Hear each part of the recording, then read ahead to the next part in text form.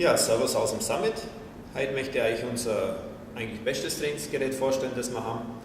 Und zwar handelt es sich so um unseren eigenen Körper. Ich kann mit dem eigenen Körper eigentlich ein perfektes Bodyweight-Workout durchführen.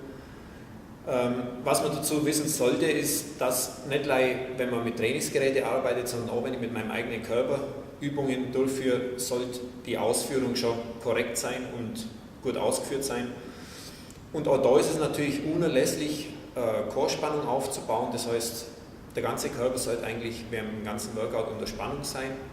Nur so habe ich auch wirklich die Erfolge, die ich mir von einem richtigen Training erwünsche. Ich mache euch jetzt einfach mal ein paar Übungen vor, dass ihr so ein bisschen eine Idee kriegt, was man mit dem eigenen Körper eigentlich alles umstellen kann.